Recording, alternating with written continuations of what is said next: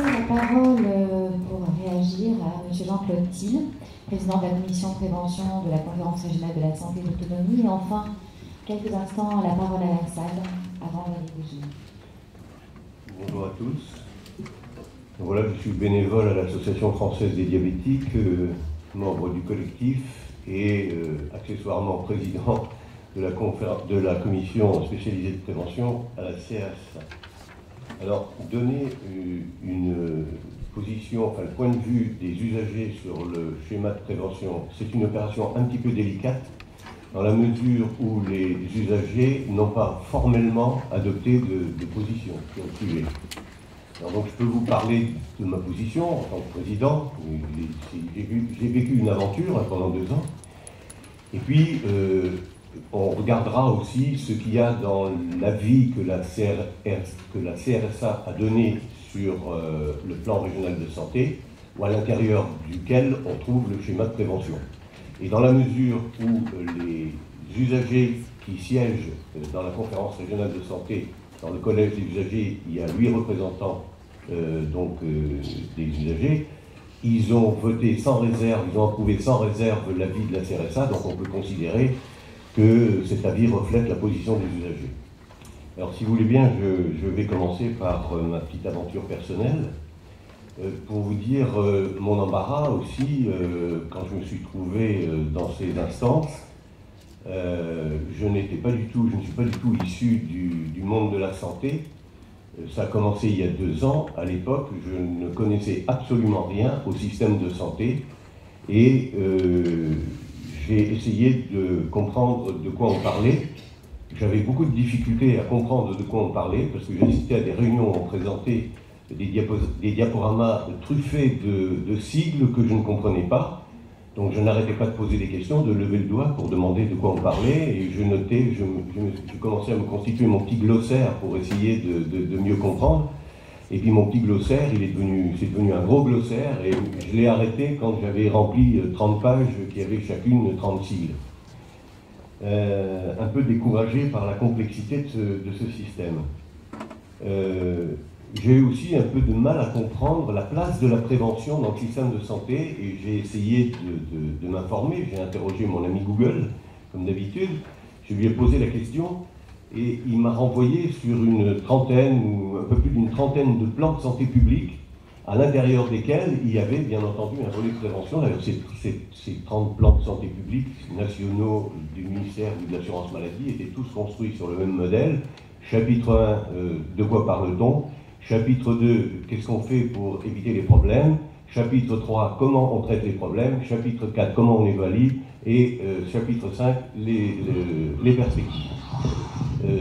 Pratiquement, ces 30 plans sont construits sur ce modèle. Et alors, voyant qu'à l'intérieur de chaque plan, il y avait un chapitre prévention, je m'étais dit dans ma petite tête, chaque chapitre prévention doit être décliné dans les territoires, sur les territoires, dans chaque région. Donc le chapitre prévention du plan cancer, il est décliné en Provence, et donc si on accumule l'addition de toutes ces déclinaisons régionales, on devrait arriver au plan de prévention de la région. Ça, c'était trop simple, c'est pas comme ça qu'on a fonctionné. Et quand j'ai posé la question, c'était tout à fait au début des travaux du projet régional de santé. On travaillait d'abord sur le projet stratégique, avant le PRS, il y avait le PSRS. Et donc, ne voyant pas ce type de construction, je lui ai posé la question, mais alors attendez, pourquoi on ne construit pas le projet Provence sur ce modèle? On m'a répondu, mais me dit-il, maintenant, on ne fonctionne plus comme ça, maintenant, on a des approches transversales, pluridisciplinaire, il y a de la prévention partout, vous inquiétez pas. Et effectivement, quand on a reçu le PSRS au format PDF, vous savez, il y a une petite case quand on lit les documents, on met un mot et on voit partout où il est dans le document. Donc j'ai mis prévention et effectivement, il y avait 60 fois le mot prévention dans le document. Ensuite, j'ai mis le mot soin. Et le mot soin est sorti 62 fois, on dit parfait, c'est tout à fait équilibré, il y a de la prévention partout, c'est génial, les usagers ne peuvent qu'être satisfaits de cette situation. 15 milliards le coût du système de santé dans la région, donc puisqu'il y a autant de prévention que de soins, 7 milliards et demi pour la prévention, 7 milliards et demi pour les soins. Voilà, c'est parfait, mais ne répond pas, on va en parler, on est loin du compte. Alors, j'arrête là ma petite expérience personnelle pour regarder ce que la conférence a dit sur le projet de régional de santé. Elle a fait d'abord des remarques générales qui s'appliquent à tous les schémas qui sont dans le plan, à la fois le schéma de prévention, le schéma d'organisation des soins, le schéma médico-social, etc. Donc ces remarques générales s'appliquent également au schéma de prévention, donc je vous en dis deux mots. Et puis elle a fait des remarques spécifiques sur le schéma de prévention. Alors les remarques générales, ben, la première, elle me satisfait complètement. Je vous la lis. Le schéma régional de prévention, se situant en amont des soins pour les éviter, doit être le premier schéma dans l'ordre du PRS pour affirmer sa primauté. Donc ça ne peut aller que dans le sens que nous souhaitions.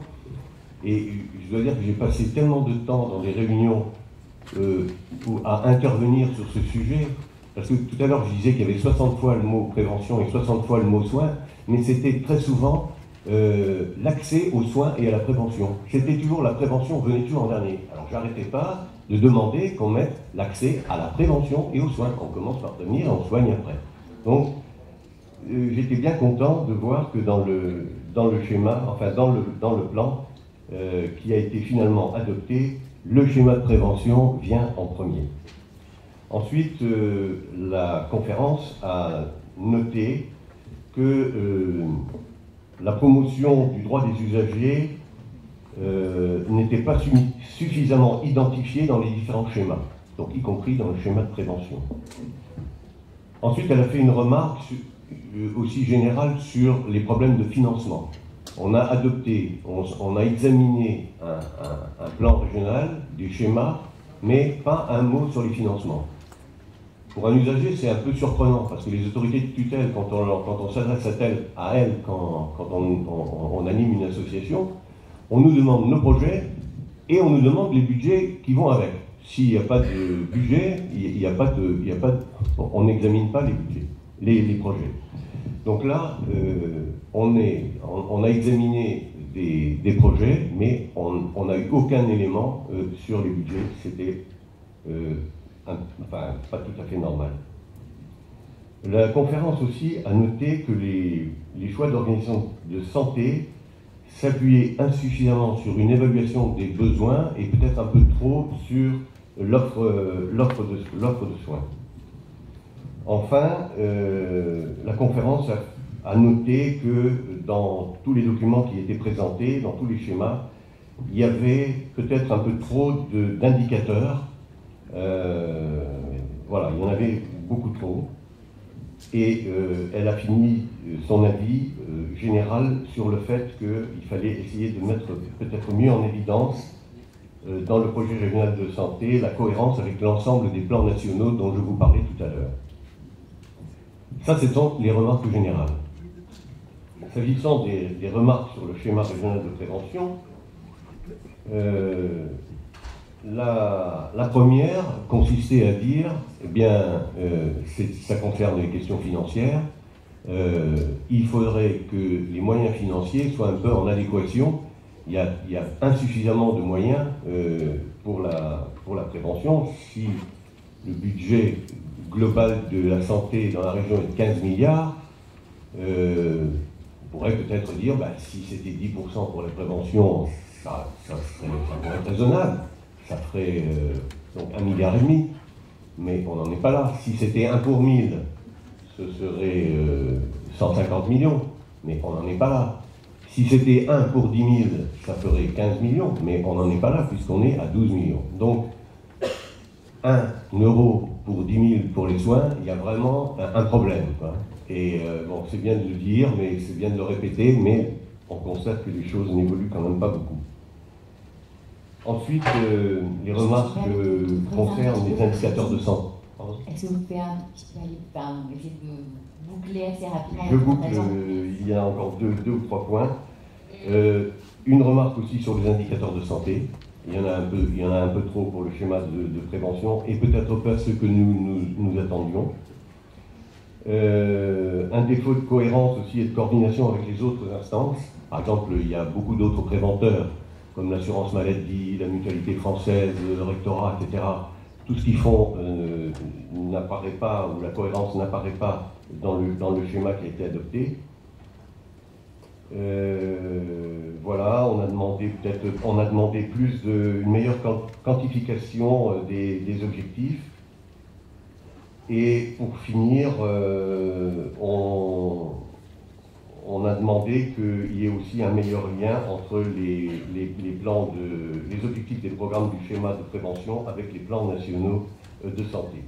On n'a pratiquement rien dit sur le programme Valorisant, veille, alerte et gestion des urgences, en nous réservant le soin de traiter le problème un peu plus tard. Donc pour finir, excusez-moi, encore un petit mot, le schéma qui vient de nous être présenté par M. Coruble et Mme Marquis est une construction magnifique, de très grande qualité. Nous l'avons beaucoup, en tant qu'usagers, nous l'avons beaucoup apprécié. Cela dit, quand on est sur le terrain, entre cette belle construction et puis ce qu'on vit sur le terrain, il y a un écart extrêmement important. J'en prends pour preuve qu'il y a quelques jours, j'étais appelé par une association de patients qui envisageait de répondre à l'appel à projet qui a été lancé pour mettre en œuvre le schéma. Je lui ai donc envoyé l'appel à projet. Elle l'a lu, elle était au même stade que moi il y a 2 ans. Elle l'a lu et elle m'a dit, mais écoutez, c'est la grande brasse, j'y comprends rien, qu'est-ce qu'on va faire? Voilà, donc il y a un écart très important entre ce qu'on a écrit et qui est vraiment bien construit, et puis ce que nous vivons en tant qu'usagers sur le terrain.